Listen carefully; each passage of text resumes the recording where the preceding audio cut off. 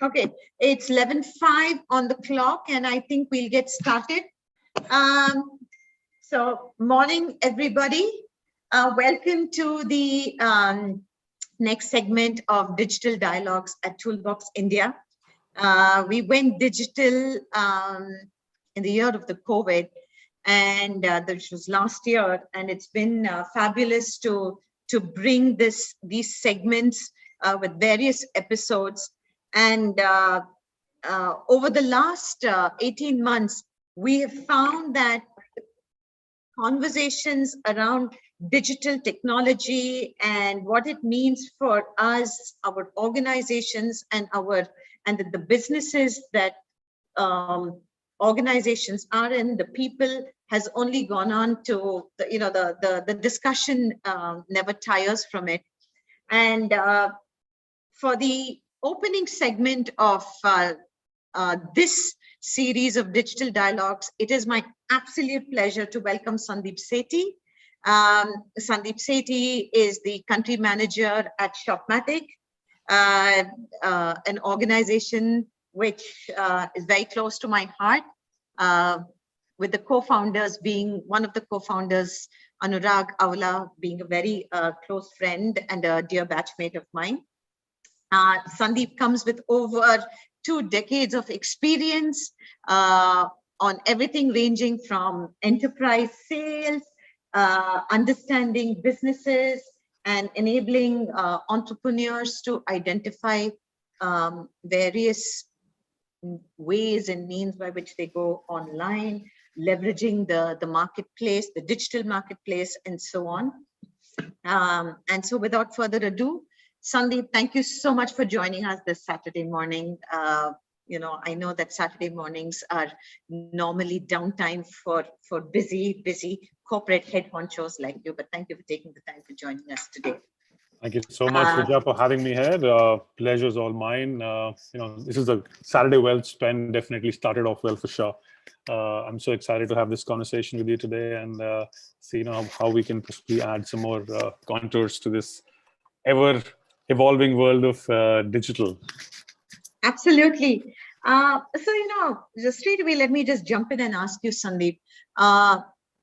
We're talking about marketplaces, right? I think for a lot of us in the nonprofit world, just weaving our heads around a marketplace itself has taken some time.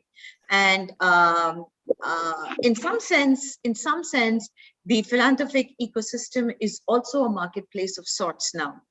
And now, of course, to kind of accelerate change, it's the digital marketplace, which is commonly being spoken of. Now, for a lot of us in the last few months, especially, we've been forced to look at things online, and I go beyond Amazon and Flipkart. And I think the first question really for me to ask you is, what is the digital marketplace today really all about? And to just decode it, a little bit more. Somebody says Instagram, somebody says no, it's something else. So yeah. Yeah, it's a question I think which are getting many answers right now, right? But clearly, since COVID has started, let's say 2020, it's clear that the adoption of the internet in India has taken off. So, from a 580 million sort of an internet user in 2020, we're moving very fast. And, by 2025, maybe 720 million, the users on the internet in India itself. Now, just match it up with another, data which says that 130 million or 22% of our, the internet users today do online commerce. They go and buy online. And staggeringly, this number is increasing, at a rate of 2.5 times a year. And this will possibly be 45% of our population by 2025 will be doing online commerce. And this is 325 million people. I mean, this is as big as the population of the US. Now, this exactly is, what online commerce is all about today, or what you just said as online marketplace. It's very holistic. Today, consumers are shopping not just on one channel online. Initially we were possibly, about 5 years back, the conversation was largely about having your own website. And I think that's when we, 5-6 years back, we saw Amazon coming and Flipkart come in and, really start storming the market with multiple products. So the marketplace generation happened with, those two. And, of course, now we have a marketplace for everything possible, right? I mean, we have it in categories. So we have a Myntra for fashion, we have a Nykaa for beauty, and so on and so forth. That's been true. And I think the third and the very, very strong pillar of the online commerce, which has really accelerated the personal purchase segments really has been, or personal indulgence, has been the social commerce. Now, social commerce is, as you rightly just said, is everything social. It's, people going on Instagram, engaging and purchasing. It's people going and engaging on Facebook, purchasing there as well, and engaging very strongly. YouTube videos has seen a huge rise because of the COVID times itself. People are consuming more and more videos currently as well. Now, these videos are not just for entertainment purpose, but a lot of commercial organizations today are using these videos to educate their customers, and hence then increase their sales as well.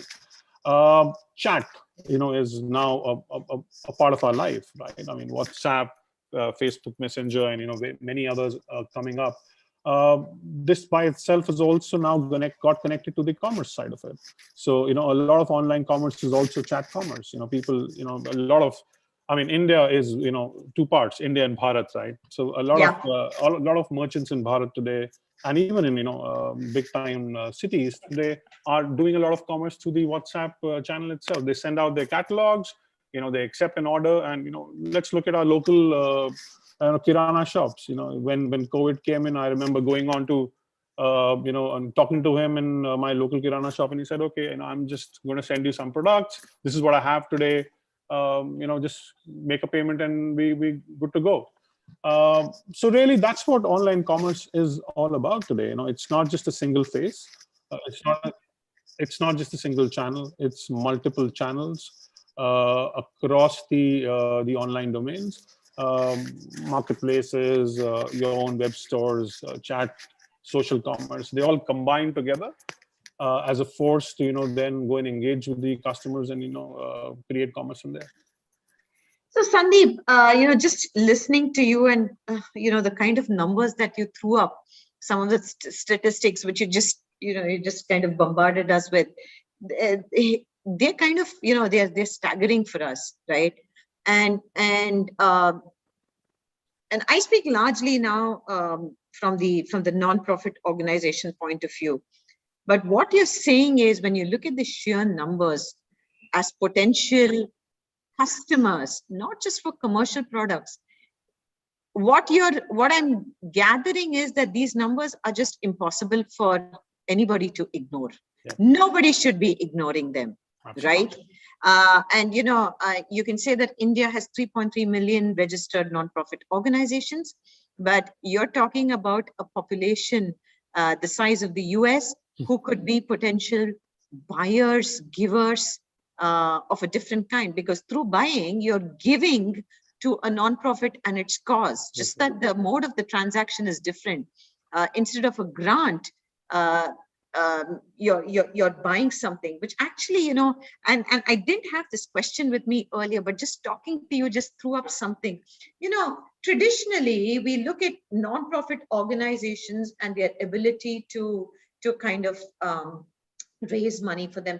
Largely, it's grant-based giving. Right. And any sort of purchases that have been through merchandise sales. There's a foundation day, there's a pop-up at a corporate house, and so on.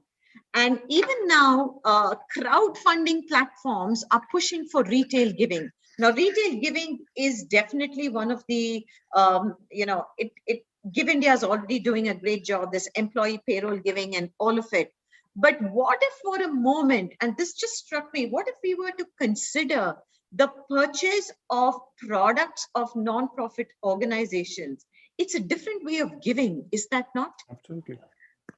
Absolutely, it is, and there are some staggering things happening, right? I mean, look at the advent of the entire direct-to-consumer brands in the last 2 years. I mean, today, Vijay, we're listening about is, IPOs and valuations and, of large brands. And look, what are these brands all about? You look at any of these companies, Byju's or, Zomato or Nykaa, they are all brands which are connecting with the consumer directly. These are all D2C, brands in some way or the other.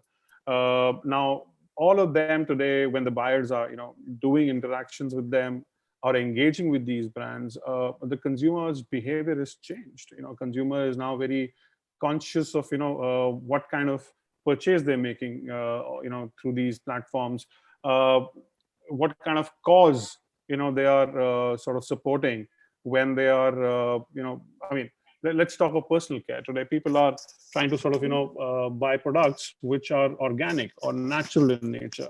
There is so much conversation around products which have vegan. Now all this is clearly showing that there is a larger consciousness in the generation right now towards consuming things which are responsible. It shows their responsibility. And you're right. I mean, it's not just the economy is consumption economy, but it's also a spend economy, right?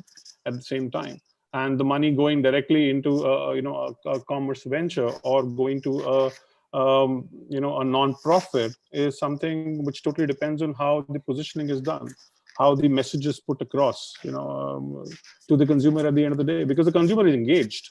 He's engaged right now. So, which means then, and I'd just like to kind of build further on this. We're talking about consumer mindsets, and we're talking about responsible. They're looking for products and organizations which are sort of socially responsible. Absolutely. Now, traditionally, nonprofits also, if we just look at the sort of the history through the decades, earlier there was a sort of a thing attached if a non-profit organization was actively promoting its products, because you were always charity based. Okay, the mindset kind of had been drilled down that you only ask for money for the program, and the giving nature or the receiving component of that money also has to be like through a charity sort of a thing. And if you had organizations that were very aggressive in pushing a line of products, the earliest I remember was like seeing Helpage India and Cry products being available in main, in the Archie stores. You could go pick up for New Year's, and UNICEF cards. We all remember the UNICEF cards, which came in 4 different languages. They had French, they had English, they had Dutch, and something else. Looking at all of this, would you therefore then say that a lot of non-profit organizations, what is their mindset changes? They also need to change their mindsets that in selling, in marketing, it's just a different way of accessing the giving from people, because people will buy or people will give irrespective of whether there's a GST or there's a tax rebate. I'm 100% with you on that, Vijay. As I was just sort of elaborating, and you just rightly said, the consumer is engaged. He's never been more engaged than what he is right now. He's engaged on his personal device, which is the highest form of engagement right now. When you're doing online commerce, you're consuming so much. The consumer is also now engaged to a level where he's trying to educate himself.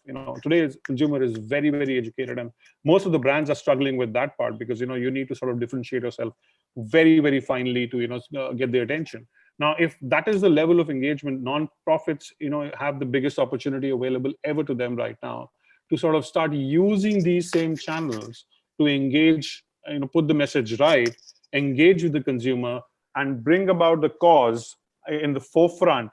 And as soon as you bring the cause in the forefront, then of course the entire conversation is about what is the leverage point. Where would the transaction end? Would it end at a social cause charity, or would it end at consuming a product line, or would it end at consuming a category by itself, which is a social cause connected? Absolutely. Which therefore then I want to kind of see, a lot of organizations today are struggling with a lot of on building their digital visibility itself, Sandeep. Okay, Yeah. let's also put a few things out there. It's not easy, right?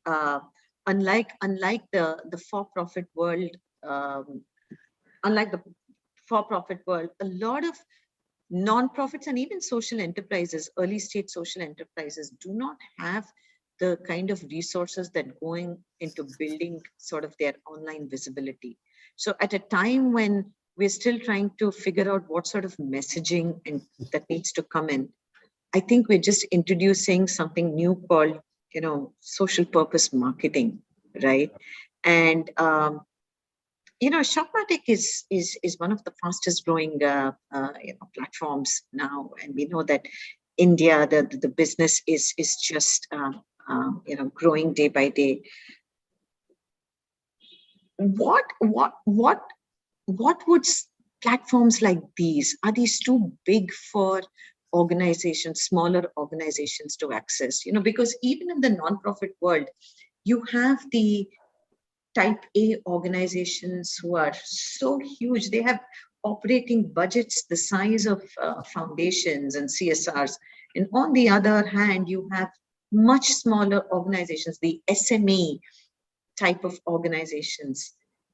Do you think that platforms, B2C platforms like Shopmatic, are something that these kind of organized, it justifies the kind of efforts that they would have to put in? Do you need some sort of a minimum size to be out there? I have maybe 50 well-wishers. Will 50 well-wishers, will it justify, does the effort justify this? These are the practical considerations that play on people's minds, and which actually then kind of scare them from really venturing out there. Because one of the things, it doesn't matter what I believe and what I would say out, but I want to hear it from you. Look, I was clearly wanting to stare off talking about Shopmatic today, but thanks for that slip in for me. And I'm always very excited to talk about our purpose. And essentially, this organization was built with the purpose to enable anybody who has an intent, to go online, to enable the technology part for them. And I'll possibly elaborate on that a little more. As an e-commerce platform, what we're essentially trying to do is we're trying to make it very easy for anybody who wants to, take their business online to, go omni-channel. So, when you come to a platform like ours today, when you sign up with us, you get 4 key channels, an ability to do business on 4 key online channels. So you can create your own web store, very easy, do it yourself, drag and drop, very quickly create a design and web store. Basically, you're creating a catalog for yourself, and then you're publishing it on different channels. So you can publish your catalog on your web store. Then you quickly move on to the chat piece. So the same catalog can also be pushed through WhatsApp, to consumers. Now the third part is you can also have your Facebook page for business, and your Instagram page, and you can link the same catalog to those 2 accounts as well. And the fourth piece is the marketplace. So the Amazon seller is we already tied up with them. So the same, catalog also goes there, and we're going to build up more. So we'll have the others also come in later. Now, what I'm trying to talk about here is getting anybody to start their business from day one being available on all online channels possible today, where the sales are happening or the engagement with the customers happening. And this purpose was not only meant for the SMBs, as far as we're concerned. Our purpose is to get anybody, go online. And when I say that, we are very responsible around it. And we show our responsibility in 2 ways. One, of course, our teams today are totally oriented towards small businesses, how to actually get them. We're not looking for people who understand technology very deeply or understand retail very deeply. When they come onto our platform, we help them through that. We help them through the initial journeys of, what will each channel mean for them? How can they actually publish, their stores? How can they then start accelerating? So at least we get the base done for them. The second part of this conversation is the way we do pricing itself. Today we are a very low load sort of a low capital investment sort of a platform, and that's by design. We only charge 3% somebody can start their online store by just paying off 3% to us of whatever business they do on our platform. So they basically give us money once they start making money on the platform itself. And all this is kept in mind, considering that small businesses what is a pivot point, is the starting point for us. We start engagement with them, and then of course we have multiple programs within the organization where we actually do acceleration programs. We look at how they're performing. We give them Google data, of course, Google Analytics. We've got all those integrations done for them, and then they can go and start growing their business online. And then of course we do the run piece for them as well, which are some services we do so that they can focus on their business and we can help them with their online commerce itself. So this is the gap which Shopmatic is here to fill. We will do everything technology for the retail merchant, be it payments, shipping, channels, talking to Facebook, talking to Amazon or any other marketplace.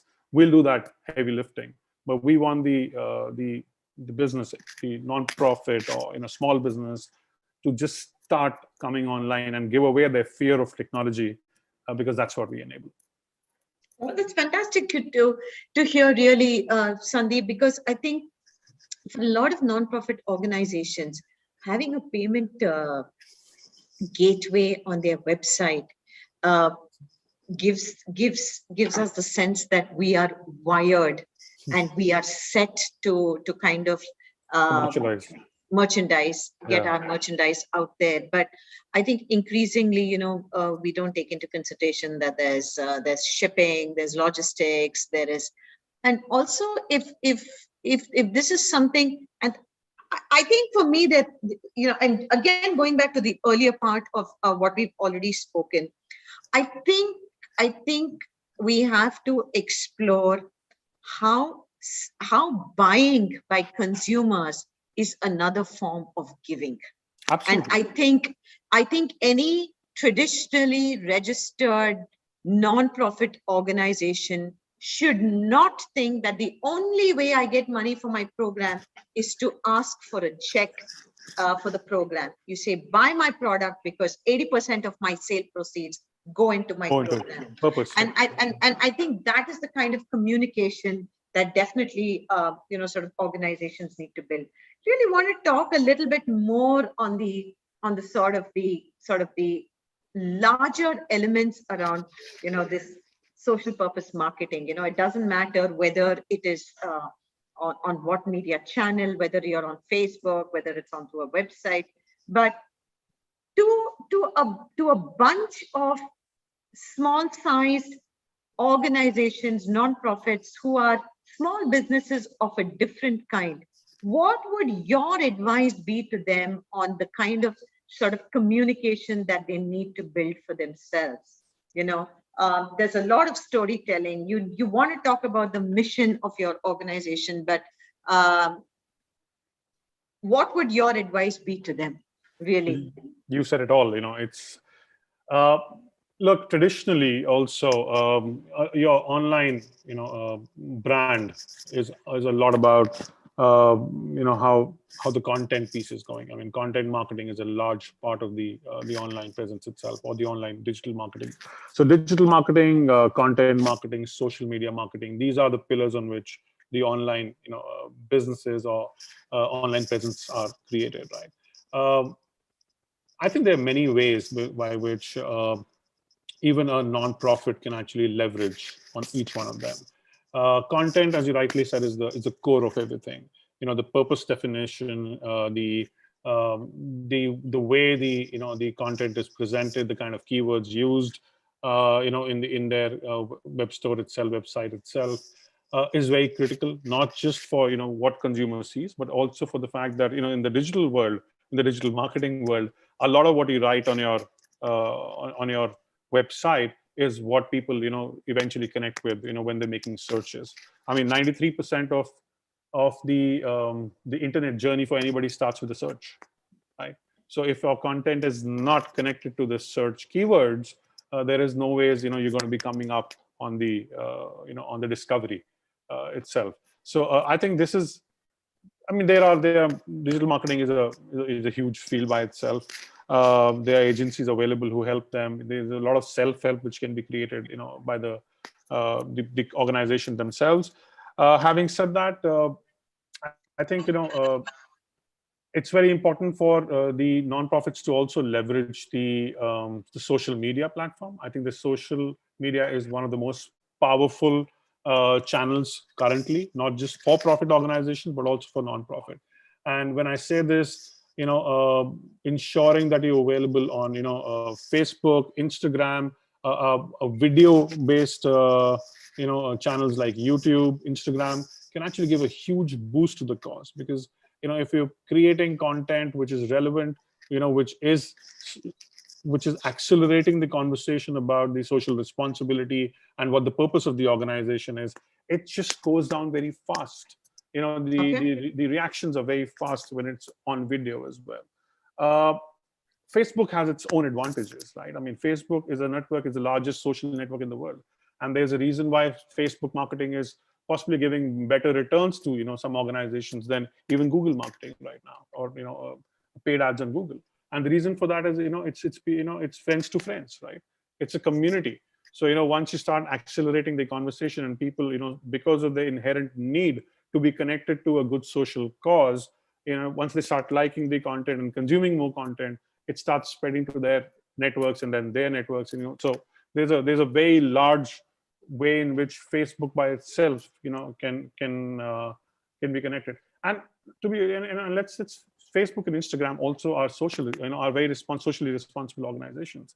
They actually have tools for nonprofits which can be utilized, right? So you can actually have a donate button on Yeah. your, I mean, I'm sure everybody's trying to use it right now, but again, those are tools right now which can be accelerated. One tool on a single channel may not be as powerful as all tools being connected. So Yeah.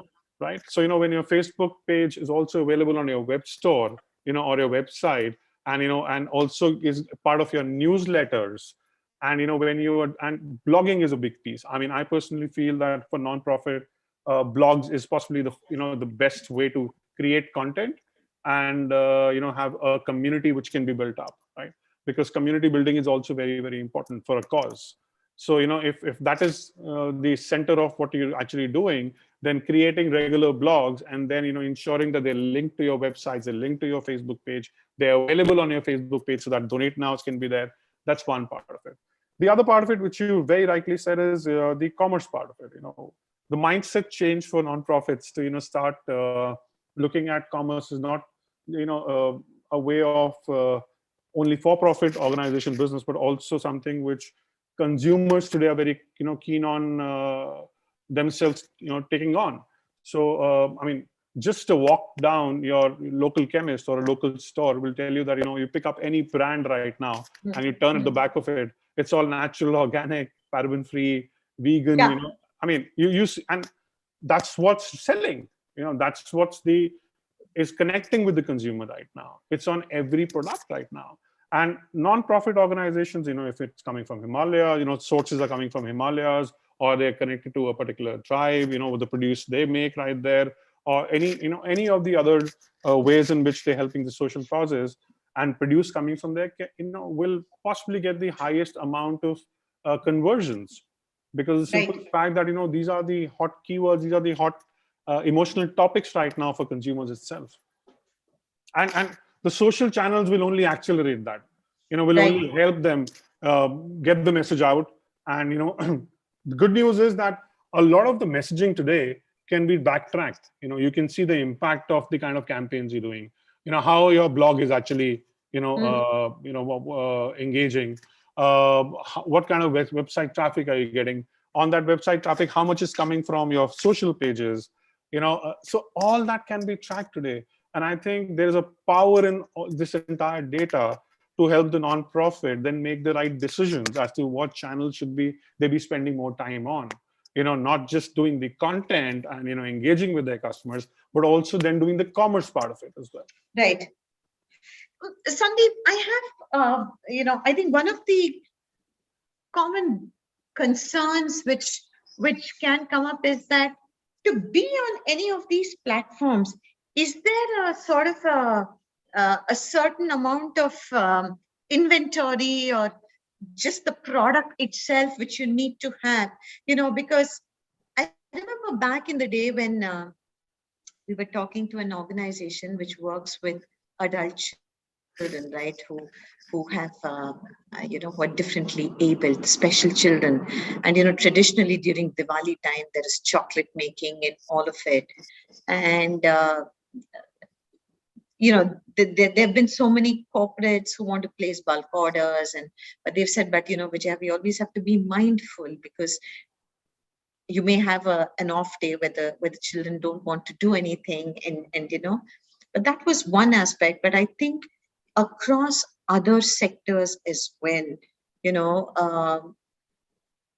would these kind of platforms still continue to make sense when the product inventory is not at sort of commercial levels and so on? And you did mention that small businesses. I remember reading on the Shopmatic website about coffee from a single estate owner in Chikmagalur. That's right. So could you kind Yeah, of, because I think this is also fear, they'd be like, we'd love to get onto it, but hamara product size itna nahi hai, hum log 500 bags hi banate hain ya aisa kuch hai. So then what does one do? See, yeah, I mean, thank you for bringing in, one of our great, retailers who's actually making coffee and now is doing huge amount of, business on our platform. And it's not just that, we are also seeing a lot of these bakers. Now imagine somebody who's doing home baking. Home baking as a business is not a scale business. Yes. It's on order business. But of course there are peaks, there are festivals, there are birthdays, and there's these times when of course you do inventory planning. And e-commerce by itself has two legs. One leg of course is fulfill when you have the order, right? Some categories, perishables especially, can do that kind of planning and go ahead. The other one of course is produce and then sell. So that essentially means that you produce a lot and then you look for the channels to go and accelerate that sales. The good part to both of them is that there's enough and more data available today. So when you are using a platform like ours, or any for that particular matter, you get a lot of data right now. You get a lot of historical data as to what's really working, what's not working. There's a lot of category data available today. From consumer goods, to FMCGs, to so many, and then you can break it down to see, the fashion and everything else. Each one of them can tell you what kind of cyclic behaviors there are, right? And you can plan accordingly. So a short answer to your question also is that no, there is no limit to what you want to produce. But again, if you have higher ambitions, if you can foresee that there is going to be a festive season coming in, of course you need to plan a little better. Again, depending on what kind of, and it's an overall strategy. It's a holistic strategy, right? I mean, how many channels are you available on right now? What kind of traction you already seen on those channels? What your data is showing already there? What's your average pricing? Who are your consumers right now? I mean, it's crazy, right? 50% of the population today is buying, online, are not from the tier 1 cities. They are down. I mean, and I imagine 2 years back when Amazon was planning their sales, where a large part of their sales were happening from the tier 1. Their entire planning was based on that, and suddenly their shipment, the logistics entirely changed. So much of sentiment-driven buying, is there not, Sandeep? Huge. I think when you look at festivals like Diwali, I know last year was horrible for the world over. And I think when this year Diwali, of course, the government right now is talking about record booming GST collections and all of it, which is a good thing. Good thing. Sentiment-driven buying also brings about a sense of this feeling of, I don't know, I don't think wellness is the right word, but it creates those emotions in you, and you also indulge in a lot of buying in products which are around socially conscious Absolutely. organizations aligned to a particular purpose, because in a way you will be able to contribute to that organization. And I think that is the message that we want to keep repeatedly driving home to the nonprofits, is it not? It is, and and as I just said, if you look at the consumer purchase patterns right now, these it's clear that the natural purpose-driven products are the ones which are seeing the maximum offtake right now. I mean, to a point that traditional organizations who were not even talking about that are now trying to talk about how they are socially, responsible. So, of course, and as I said, for a sector which is totally accelerating the social responsibility, which is the nonprofit, it is for the nonprofit to sit down, and then look within and say that what is the right messaging which should be going out to and this is not about commercializing. I would not say that, but this is more about accelerating the conversation. This is more about accelerating and saying that inherently this sector is about social responsibility. Inherently this sector is actually going and giving back to the society. It's taking somebody forward. All these are conversations of today. The current consumer, I mean, we just heard of a sentiment, as you rightly said, where there was a people were trying to buy out of COVID, right? I mean, they're just coming out of COVID, and there was such a high sentiment this festive season. They were just going and buying left, right, and center, and that's how it's actually happened. People have just gone and splurged to a point where it's just out of the need to go and connect back. And gratitude factor kicks in, right? Like we've got our jobs, we're in a place where we can take certain things for granted where many people couldn't. There's been a loss of life, there's been loss of livelihood. Both these things have happened. So you also come from that place of gratitude. And I don't think it is greedy marketeering, but I think the point that gratitude as an emotion, as a sentiment, is also something that organizations should not ignore. Look, it's a huge part of the entire buying pattern. COVID has only accelerated all these conversations. Yeah. Which I mean, it's very clear. It's right in our face, right? I mean, if you look at the category expansions which have happened, they have happened in categories which are self-consumption based. People are now consolidating their real estate. Trying to say, okay, we want more space. They're trying to go back to their hometowns. There is this huge sentiment right now which has got activated through the COVID times itself in each one of us, right? I mean, we all feel a little more responsible for our planet. We all feel a little more responsible for our society. We all have this a little extra nudge in us to go and give back and to connect to the root cause, the root of the root cause of everything. And I think that sentiment is across. It's not just in India or in Delhi or in Bombay. It's across the, it's in everybody right now. And thankfulness, gratitude, these are common feelings right now. And I think these are, as I said earlier as well, it's the time for the nonprofits to look at how the current available patterns and intents can be, used to accelerate the conversation.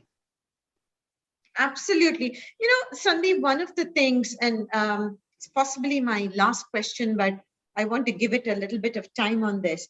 At Toolbox, when we are constantly sourcing sort of the problem statements that our network of nonprofits have and how we can kind of support them through our volunteering program, one of the things that has always come up is establishing market linkages, right? And traditionally back in the day, we've always thought of market linkage as there's a farmer producer company, and they've got this raw, the visual imagery itself, playing out in my mind. They've got these bags of raw unpolished rice, and we need to create a supply chain by which these products are then available at my doorstep. That has been the traditional paradigm, which then brings me back to really what this entire conversation is about. And so for organizations who are asking for market linkages, I would actually request you to really explain to them and talk about the paradigm where the market linkage is largely now digital, and why going digital is the best way to establish those market linkages. In a way, it brings together this whole conversation back again. Yeah, I mean, see, the digital by itself today has ensured that there is this acceleration of the consumption itself, right? And the today, we are in a real omni-channel. We've been hearing this word forever right now, Vijay, right? I mean, throughout our working life, we've heard of omni-channel, and we've seen this actually unfold over the last half a decade, and I think in the last 2 years now we're seeing this as really unfolding in front of our eyes, where you know everybody is going on each and every channel and trying to discover. So you discover somewhere and then you go and buy somewhere else. There is an interconnected world right now where you sort of connecting to a purpose. You're trying to now say that a commercial organization is saying that we are actually taking our produce from the farm, right? The farm to folk market is one of the fastest growing market for a reason, right? Yeah. It's totally based on how the linkage has now happened from the farmer to your desk, and cutting out the entire supply chain in the middle itself. Similarly, it's true for many other industries, right? I mean, we the entire beauty segment today is talking of the same thing. They're saying, we going and taking it from a source which is natural and organic, which is somewhere in India somebody is actually producing this, and I'm getting it right to you by giving it to you, which is in a vegan form. The partnership model today is much easier to do. In the digital world, there are many purpose-driven organizations, or many organizations which can be connected to the same purpose. And what was yesterday a compete is today very clearly a compete and complement. So, Yeah. so a lot of and I'll give you some examples. A lot of organizations. Let's look at the fintech space. A lot of banks today are sort of piggybacking on a lot of consumer organizations to go and say that, okay, we want to give micro lending. You have a purpose right now of enabling a commerce, and we have a purpose of enabling finance. So why don't we join hands right now? It's much easier. The technology allows us to link through APIs. The technology is much seamless now, or much easier now, to sort of connect one organization to the other. And by doing so, it becomes very easy for then to give a final product which can have the essence of both, right? We are seeing this across so many categories right now. We see a social media campaign by a e-commerce company talking about essentially small traders not being able to feed themselves, or through the tough times. And then we have this entire sentiment come out of this particular advertisement, where this company may or may not have had any direct impact, but there is a linkage which is being created right now. The commercial linkages are many and more. It's very easy to I mean, we all know that there are CSR budgets with the corporates, right? Can we find a way of connecting digitally in a much easier way through a platform right now, to connect to the CSR initiatives in a way that what's being produced by one organization can be given for gifting to the other organization who has a need for it. What, as a part of the CSR initiative, and I know Toolbox is into enabling processes, is into enabling a lot of strategy and planning for a lot of these nonprofits. So if you're looking at volunteers, highly skilled volunteers, can these corporates, through the technology integration itself, then start booking up time for some of their people to do volunteering job itself? Now there are so many other ways in which this can be. There are these micro sellers right now, or micro manufacturers who some of your nonprofits are helping currently. Their produce can go directly to a consumer through some of these companies who are already selling something. All they need to do is they need to do a category expansion through a tie-up with this nonprofit, and the proceeds can then go directly back into. And it's much easier now.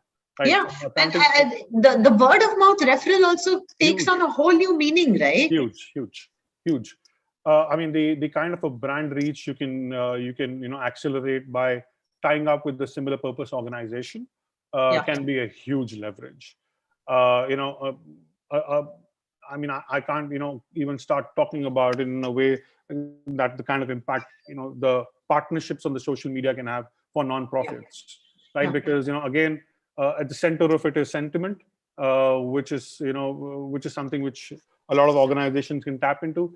A lot of organizations can give you people, the subscriber base, and all you need to do is get the purpose content connected to that subscriber base of another organization, and there you have a larger base of people who are now willing to engage with you, and then possibly then take call to actions, which can be donations or which can be buying a produce itself.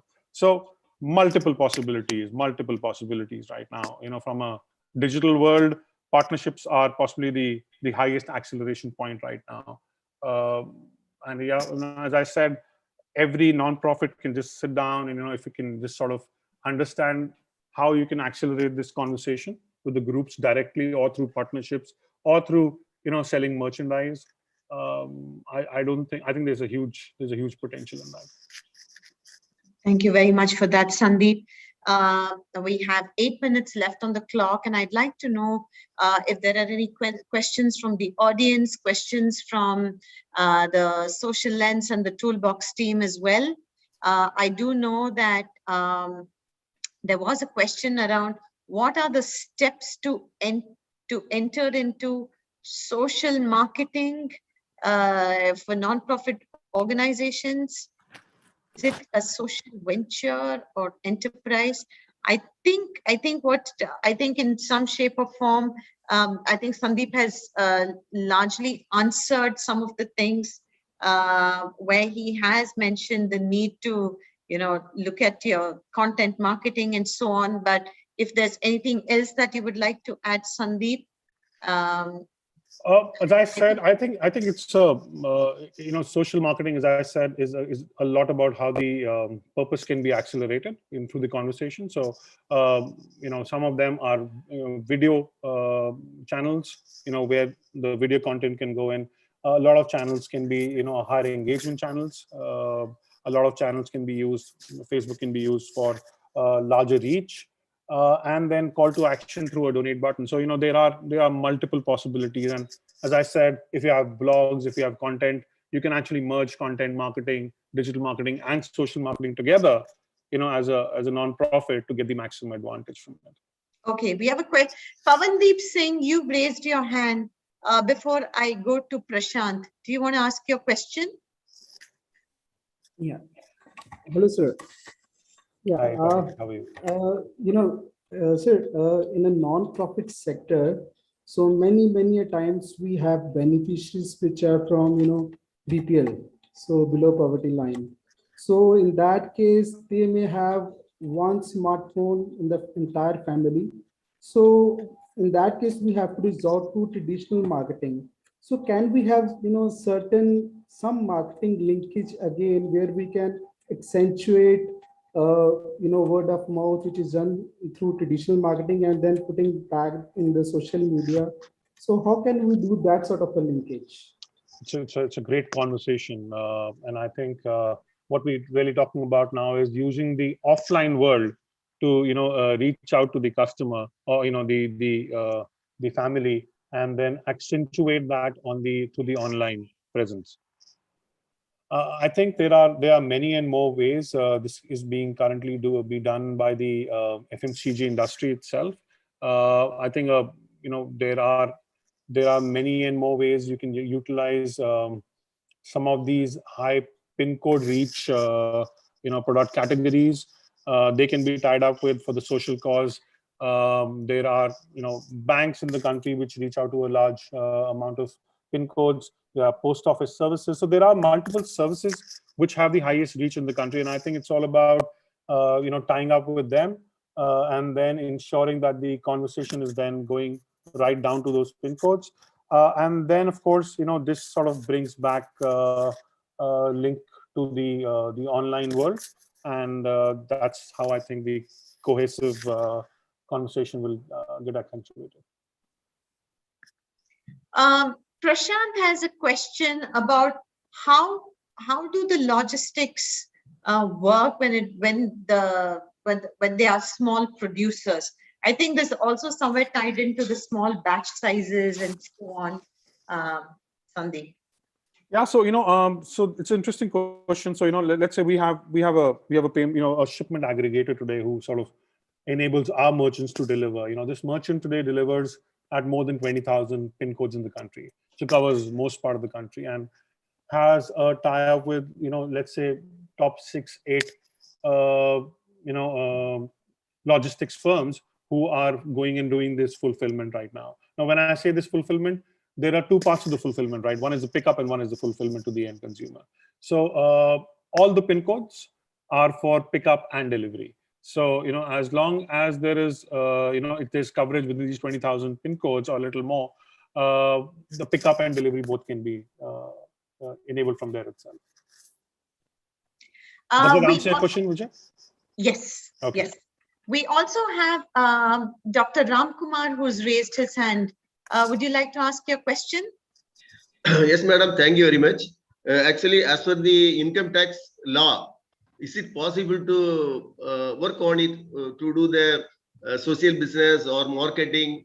The thing. Actually, 12A, 80G, most of the NGOs are having 12A, 80G and everything. So nowadays, the Income Tax Act is very, very strict on it. So that is it possible?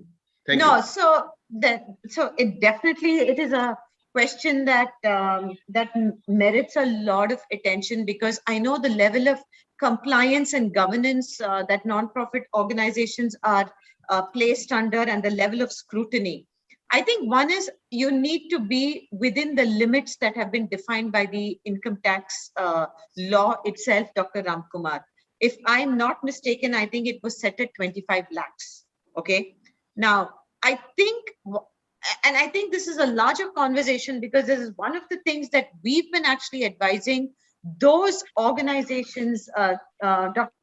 Ramkumar and Sandeep, that when there are organizations who are reaching a certain level of sort of revenue realization through sale of products, they have to hive them out into separate social enterprises. They have to be registered either as a private limited or as a LLP or whatever.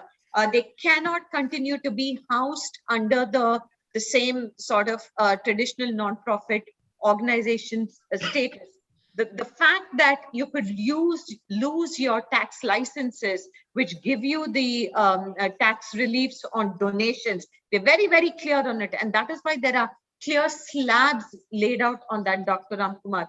Increasingly, you will find that the case for sort of hybrid organizations to come together, there is the traditional non-profit, which continues to be charity-driven, grant-driven, and then there are sort of social enterprises, and there are also a lot of organizations who are social purpose organizations who at the time of inception itself have registered themselves as private limited. Because I think the whole concept of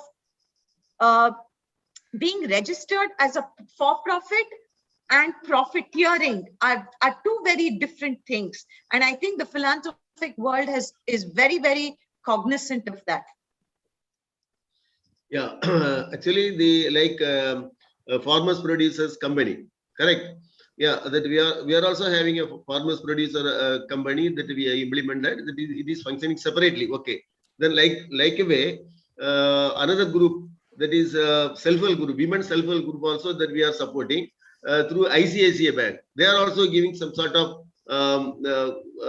cost to the NGO for their staff salary and like that. It is also really we are facing a lot of problem with the income tax people. Okay, but they regularly continuing this thing, small businesses that where we are taking. That is, I think we need some more clarity to give a separate orientation on it. Then it will be very easy for us.